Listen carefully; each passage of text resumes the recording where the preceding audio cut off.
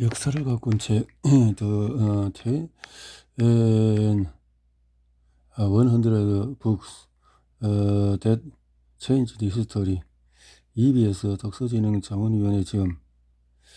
EBS 선정. 그래서 자문위원은 위원장은 최재천 이렇게 되어 있네요.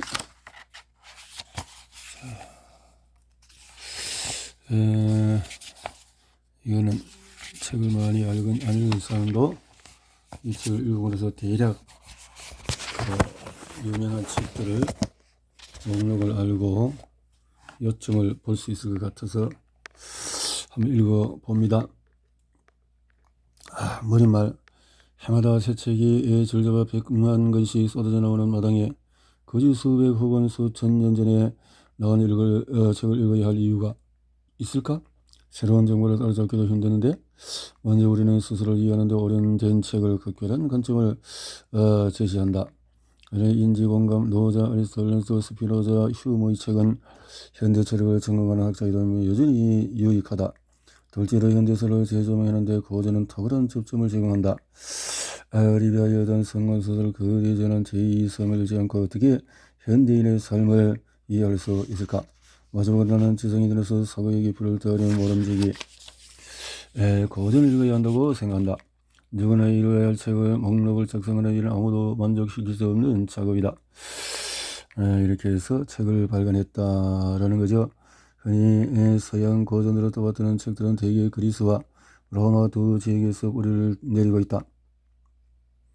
우파니샤드 선정의 고개를 끄덕였고 자문위원 모두 홍대영, 박지원, 정약용의 입성을 반겼다. 최재천. 우파니샤드 작자 미상. 우리가 도시에서 여러 사람과 어울려 지낼 때 산속 깊은 곳에 혼자 있을 때의 느낌이 다르다. 고대 사회는 적은 부족이 거대한 자연에서 생겨나던 시대다. 매일 보는 해도 앞 강을 흐르는 강물도 어디에서 와서 어디로 가는지 알 수가 없다. 그러나 호기심과 궁금증 나아가서 두려움을 이겨낼 지식이 부족하다. 식량이 부족한 것만큼 지식은 부족은 사람을 불안하게 할 수 있다. 이때 우주가 어떻게 생겨나고 계절은 어떻게 변해가고 이 모든 것을 창조하고 운영하는 신을 어떻게 찬미하는지를 읊어주는 이야기가 있다. 그 이야기를 듣고 있느라면 앞에서 느꼈던 시작과 끝을 모르는 두려움이 사라진다. 우파니샤드는 고대 인도인이 들으며 위안과 평안을 느끼던 서사이자 시가라고 할 수 있다. 우파니샤드를 알려면 먼저 베다 전통을 살펴볼 필요가 있다. 베다는 투시 능력을 지닌 성자가 신에게 들은 우주 관련 이야기로 구전되다가 기원전 1500년 무렵에 산스크리트로 기록되기 시작을 했다. 그래서 생성신의 찬과 찬양의 해석, 인간의 즐거움, 다양한 재래 등 고대 인도인의 지혜를 담고 있다. 베다는 가장 차기의 내용을 담은 상이타 본집과 본집풀이하고 이렇게 제리돼서 우파니샤드는 베다의 마지막 부분에 베단타로 이때 마지막은 순서성으로 끝이라는 뜻이 아니라 더 갈 곳이 없는 정수 혹은 최고봉을 나타낸다. 우파니샤드는 가까이로 업하, 가까이 아래로 니, 앉는다, 얻는다, 세드 뜻의 합성어이다. 우파, 니 아래로 앉는다, 세드. 우파니샤드의 뜻은 합성. 이를 좋아하는 제자가 스승 아래 가까이 앉아서 지혜를 건너 받는다는 뜻이다. 이 경우에 우파니샤드는 치희의 전수 방식을 나타낸다. 여기서 지혜는 모두에게 열려있는 대정 지식이 아니라 스승과 제자라는 검증되고 신뢰할 만한 관계에서 전수되는 특별한 알미라고 할 수 있다. 우파니샤드는 고대 인류가 자신을 지탱해 온 알무의 결정체 중에서 오늘날에 전해지는 지혜의 하나라고 할 수 있다. 우파니샤드는 보통 오음으로 우운을 떼서 같은 내용의 평론을 위한 낭독으로 시작하고 끝난다. 이로써 관심을 우파니샤드에 집중하고 또 자기 자신에게 집중하게 된다는 뜻이다. 반복은 사람의 기억에 남게 하는 힘이 있다. 낭독에 이어서 본문으로 이어진다. 이에 우파니샤드는 다음처럼 시작한다. 저것이 완전하고 이것이 또한 완전하도다. 완전함으로부터 완전함이 생겨나왔도다. 완전함은 완전함을 빼내었으나 완전함이 남은 것이었도다. 먼저 우주의 궁극적인 실제인 브라흐만 이 완전함 자체라고 선언하고 이어서 개인의 진정한 자아인 아트만도 완전하다고 선언함으로써 이로써 브라흐만과 아트만이 둘이 아니고 하나로 이어지게 된다. 그 다음에 흥미로운 내용이 이어진다. 행동 위에 물을 한번 드러내면은 물이 그만큼 줄어들게 되고 계속 드러내면은 양동이가 비게 된다. 온전한 케이크에서 한 조각을 떼어내면 그만큼 없어지고 계속 떼어내면 남은 것이 없다. 이는 우리가 일상생활에서 형적인 증거의 세계를 바라보는 방식이다. 하지만 우파니샤드를 보면 이와 다르다. 모든 시작은 하나도 보태거나 별것이 없는 완전한 그 자체 브라흐만에서 출발한다. 완전한 브라흐만에서 무언가 생겨나더라도 브라흐만의 완전성에는 조금 더 영향이 없고 생기는 것도 브라흐만의 완전성을 그대로 갖고 있다. 다음에 나오는 빼내다라는 말이 오해를 불러올 수 있다. 빼내다라고 하면 은연중에 향적인 증거를 받아들이기 때문이다. 이렇게 되면 빠진 그늘을 줄어들고 빼낸 결과도 조각으로 불어내게 된다. 이런 맥락에서 이샤 우파니샤드 1절을 살펴보자. 변하는 것들의 세상의 모든 것은 신으로 덮여있도다. 그러니 인간들이여 내버림의 지혜를 가져서 너의 채무를 탐내지 말지어다. 먼저 이 세상에는 신과 인간을 맺지 않은 존재가 없다고 운을 뗀다. 과학과 기술의 측면에서 보면 현대인은 과거의 어느 시대에 비해서 비약적인 발전을 거두고 있다. 태풍과 홍수 등 자연재해 측면에서 보면 인류는 여전히 고통을 겪고 있다. 현대인은 과거에 비해서 눈부시게 발전하고 빛나는 문명을 일궈냈다고 하지만 우주와의 관계에서는 더 부분적인 관계만 맺고 있다. 후자가 우파니샤드에서 우주의 궁극적인 실제인 브라흐만과 개인의 진정한 자아인 아트만이 하나라는 버마이리어 사상으로 나타났다. 이런 측면에서 우리는 우파니샤드를 통해 세계와 더 깊고 더 넓은 관계를 맺는 삶을 들여다볼 수 있다. 나의 중심 속에 있는 이 아트만은 쌀알보다도 보리알보다도 작은 겨자씨보다도 저보다도 껍질을 깐 좁쌀 하늘보다도 더 작도다. 또 나의 중심 속에 있는 이 아트만은 땅보다 하늘보다 천상보다 또는 모든 것을 합친 것보다 더 크도다. 이 구절은 먼저 사람에게 크기로 아트만을 생각해 보게 한다. 크기는 사람이 사물을 인식하는 중요한 틀이기 때문이다. 하지만 금방 이 틀이 아트만을 이해하는 데 도움이 되지 않는 다른 것을 알게 된다. 아트만을 설명하면서 사람이 작다고 생각하는 것보다 더 작고 크다고 생각하는 것보다 더 크다고 말한다. 찬도기야 우파니샤드 제6장에서 청명한 아드라를 시작하여 제16편에 이르기까지 개별적인 사물에 깃든 아트만의 존재를 찾아가는 대화를 보면 우리는 고대 인도인의 지혜로 자신이 마주하는 세계와 어떻게 관계를 맺고 있는지 살펴볼 기회를 얻게 된다. 신정근 교수. 일리아스, 호메로스. 서양 문학사의 첫 페이지를 장식하는 책에는 일리아스다. 일리아스는 그리스 로마 시체의 트로이 전쟁을 배경으로 하는 영웅서사다. 트로이아는 지금의 튀르키예 서북쪽에 위치한 번화한 도시였다. 일리온으로 불리기도 했는데 바로 이 이름에서 일리아스라는 제목이 나왔다. 진노를 노래하라 여신이여 펠리오의 우스의 아들 아킬레우스의 파괴적인 진노를. 작품의 첫 단어 진노 메니스는 인간 차원에서 늘어나는 분노 수준을 넘어선 인간은 감히 범접할 수 없는 신들이나 보여줄 수 있는 강렬하고 위험에 찬 노여움이다. 이렇게 서양 문화에서는 우주를 뛰어넘는 진노 신적인 분노에 휩싸인 인간 격정의 파괴성으로 시작한다. 가히 서양 문학사는 진노로 문을 열었다고 할 수 있다. 프랑스의 소설이자 시인 레이몽 쿠노는 모든 위대한 문학작품은 일리아스거나 오디세이다라고 했다. 그에 따르면 호메로스의 일리아스는 세상에 나오는 성경보다 서양 문학사의 절반을 결정지은 셈이다. 그야말로 역사를 움직이고 이끌어나갈 책이라고 하지 않을 수 없다. 호메로스라는 천재의 손의 문자로 정착되었다고 알려져 있다. 이 작품의 내용은 그리고 그가 문자하는 순간에 이전의 수많은 사람이 구슬하던 여러 판본이 잡지를 감추고 말았다. 호메로스 작품의 힘 앞에서 그 위 전승의 이야기들이 역사에 대한 길로 밀려난 것이다. 그보다 일리아스의 위대한 문학성과 호메로스의 천재성이 승리했다고 할 수 있다. 그의 작품은 그 이전에 없던 인간을 만들어내었다. 호메로스나 킬로스를 통해서 인간의 유한성을 절절하게 그려내면서 고통과 죽음으로 가득한 전쟁터에서 인간의 존재 이유를 찾아내려고 했다. 약탈에 올릴 수 있어 소들도 힘센 양들도 사올 수 있어 세발솥들도 말들의 밤생 머리들도 하나 사람의 목숨은 다시 오지 못하고 약탈도 못하고 빼앗을 수도 없어. 한번 이빨의 울파리를 벗어나가면 어머니도 말했어. 은빛발의 여신 티스가 나를 두 가지 사망의 수금의 끝으로 데려갈 거라고. 만일 여기 남아서 트로이아인들의 도시를 포위하고 싸우면은 귀향은 내게 사라지지만 명성은 불멸할 거라고. 만일 내가 집으로 사랑하는 조국 땅으로 간다면은 고귀한 명성은 내게 사라지지만 수명은 내게 오래 지속되고 죽음의 끝이 나를 일찍 찾아오지 않는다고. 아가멤논에게 공개적으로 모욕당하고 자신이 아끼던 전리품 브리세이스마저 폭력적으로 빼앗기자 분노한 아킬레우스는 전쟁터에 나가지 않겠다고 선언한다.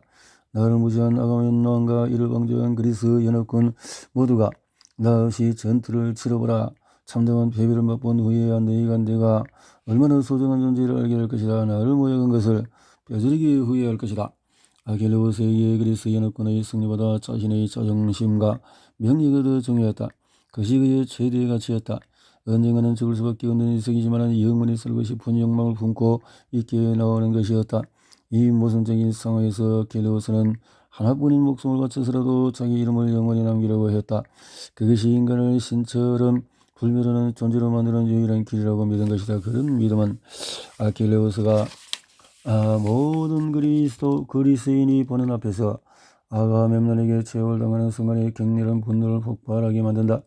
바닥이 붕괴해서 메티스가 올라와서 아들의 분노를 안고 올림포스 정상으로 올라가서 제우스에게 전달하는 순간에 전 우주를 울리는 사건이 커졌고 아킬레우스의 분노는 신적인 진노로 새롭게 폭발한다.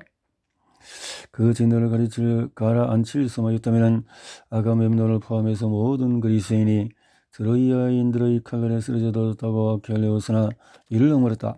그러나 그 진노 끝에 예기치 못한 사건이 터졌다. 그가 자기 자신만큼 아니 자기보다 더 사랑하던 파트로클로스가 적장 헥토르의 칼에 찔려 죽은 것이다. 아킬레우스는 이제 새로운 분노에 휩싸인다.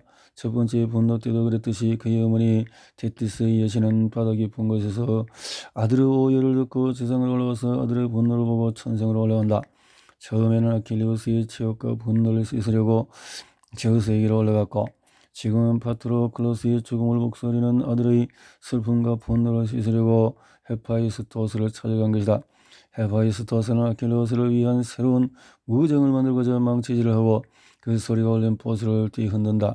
이렇게 또다시 아킬레우스의 노여움은 신적인 진노로 전 우주에 울려 퍼진다. 이제 아킬레우스는 새로운 갑옷을 입고 헥토르를 향해 돌진할 것이다.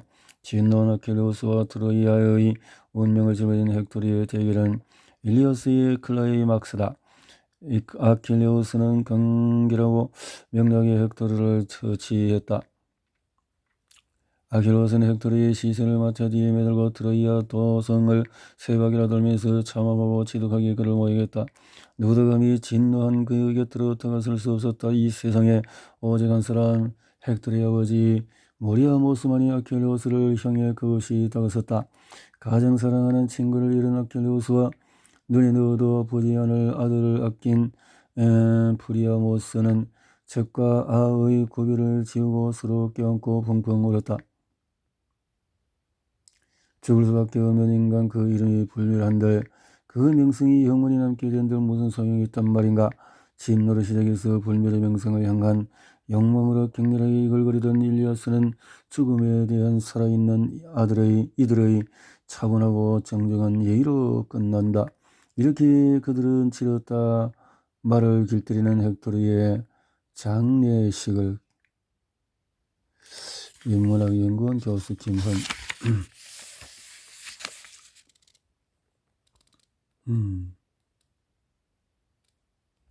오디세이아 호메로스. 오디세이아 호메로스 기원전 800에서 기원전 750. 오디세이아는 사람의 근한 이야기다. 그런데 호메로스는 주인공의 실명을 드러내지 않고 그냥 사람을 또 남자를 말해달라고 무사 여신에게 요청한다. 사람을 내게 말하라. 무서여 제주 많던 그도 많이도 떠돌아다녔다. 드디어 신성은 도성을 파괴한 후에 많은 사람의 도성을 보고 생각도 알게 되었고 바다에서는 수없이 많은 고통 마음 깊이 겪었으니 동료들의 목숨을 구하고 기형도 이루려 했던 것이다. 하나 동료들을 구하지 못했다. 간절히 원했건만 그들 스스로의 잘못 때문에 파멸했던 것이다. 어리석은 것들. 태양신 베리온의 소들을 잡아 먹다니 하여 신은 그들에게 기형의 날을 앗아갔다. 내키는 데서 여신이여 제우스 딸이여 말하라 우리에게도. 이것이 일리아스를 시작할 때 주인공 아킬레우스의 이름을 그의 아버지 펠레우스까지 금명하면서 드러낸 것과 극명하게 대조된다. 그 사람은 오디세우스다.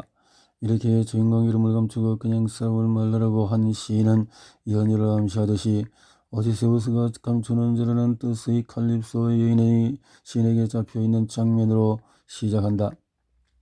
오디세우스도 트로이아 전쟁이 끝나자 전리품을 챙겨서 고향 이타카로 돌아가려고 시도했다. 그러나 뜻하지 않은 사건이 휩쓸리면서 3년 동안 이리저리 헤매고 다녔다. 과정에서 그를 따랐던 부하들은 하나둘 세상을 떠났다. 유일한 생존자인 그는 칼립소의 섬에 도착한 이후에 세상에서 종족을 감춘 채 섬 바깥으로 아무런 소식을 전하지 못하는 상태로 7회를 보낸 것이다. 오디세이아는 세상에서 감춰진 사람이 가림막을 뚫고 나와서 사람들의 기억을 일깨우며 고향으로 들어가는 이야기다. 오디세이아는 오디세우스의 노래라는 뜻인데 그 뜻이 무색하게 오디세우스는 스사시 시작부터 감춰져 있다. 오디세우스가 칼립소에게 잡혀있지만 곧 집으로 돌아갈 것이라는 신들의 열정이 내려진 장면 이후에 한 건 나머지 부분까지 4건까지 주인공은 그가 아니라 그의 아들 텔레마코스다. 5권에 가서야 비로소 오디세우스가 등장한다. 세상에서 감추어진 그가 칼립소 품에서 빠져나오는 장면부터 마침내 오디세우스의 이야기가 본격적으로 시작되는 것이다. 하지만 오디세우스의 기향은 순탄치 않다. 포세이돈이 그를 향해서 앙심을 품었기 때문이다. 그는 폭풍을 만나서 죽을 뻔하지만 간신히 바이아케이스인들의 섬에다 알키노스 궁전에 들어간다. 그는 알키노스에게 고향으로 들어가도록 도와달라고 부탁하면서 자신이 누구인지를 밝히지 않았다. 가장 대표적인 사례로 그가 왜 눈박이 거인 키클롭스의 동굴에 갇혀 있을 때를 들 수 있다. 인간적인 대면을 원했던 오디세우스는 동료들에게 난폭하게 잡아먹는 거인 앞에 경악했다. 아무것도 할 수 없다는 충격적인 절망을 느꼈다. 아무도 아니 내 이름이여 아무도 아니라고 나를 불러요. 어머니도 아버지도 그리고 모든 모든 전우도. 술에 취한 키클롭스가 잠에 걸어뜨리자 오디세우스와 동료들은 숨겨놓았던 뾰족한 말뚝을 꺼내서 거인의 하나뿐인 눈을 찔렀다. 그가 비명을 지르자 그의 친구들이 찾아왔다. 누가 너를 죽이려 한 것이냐? 키클롭스는 너를 죽이려 한 자는 아무도 아니다. 그러자 친구들은 너에게 폭행을 가한 것이 아무도 아니라면 제우스가 보낸 병 때문이고이라며 들어갔다. 이래 될 줄 예상하고 오디세우스가 아무도 아니라는 이름을 고안히 했다면 그는 모든 일을 철두철미하게 짜낼 줄 아는 천재지략가다. 그러나 그가 자신을 아무도 아니라고 소개한 것은 탈출 작전에 필요한 뛰어난 기력서가 아니라 스스로 느꼈던 절망감에서 나왔을 수도 있다. 난 아무것도 아니라는 무력감과 자괴감 말이다. 하지만 그 순간 복수와 탈출을 하려는 강력한 의지를 역설적으로 북돋우며 자신감을 극적으로 회복했을지도 모른다. 내 눈을 멀게 한 것은 아무도 아니라 오디세우스다. 그러나 이 자신감은 곧 고통의 촉발제가 된다. 눈을 잃은 키클롭스가 자기 아버지 포세이돈에게 복수를 간청했고 바다신 포세이돈의 진노가 오디세우스의 항로를 험악하게 만들었기 때문이다. 작품 마지막도 마찬가지다. 우여곡절 끝에 10년 만에 집에 도착한 그는 그가 죽었다고 믿었던 구원자들부터 목숨을 위협받은 상황에 직면했다. 그대로 드러나는 108명이나 되는 불안당에게 제거될 판이었다. 작품 절반에 해당하는 13권부터 24권까지 집에 도착한 오디세우스가 이름을 감추어야 하는 상황에서 자신의 이름과 존재를 만천하게 드러내는 대반전의 결말로 질주한다. 이렇듯이 오디세이아는 이름을 잃어야 했던 주인공이 자기 이름 오디세우스를 회복하며 사람들의 기억 속에 지워지지 않을 이름으로 새겨지는 이야기다. 이런 점에서 불멸의 명성을 추구하던 영웅들의 이야기인 일리아스와 맥이 통한다. 오디세우스 역시 불멸의 명성을 추구하는 영웅들과 같이 가치관과 지향성으로 움직이기 때문이다. 그는 얼룩한 망각의 낙원, 달콤한 칼립소의 품에서 벗어나 사람들이 북적이는 위험천만한 세상으로 회귀한 뒤 그리고 고향에 들어와서 불안당들을 몰아내고 잃어버린 왕궁을 되찾아 그 이름을 빛내는 영웅으로 우뚝 선다. 김한 교수.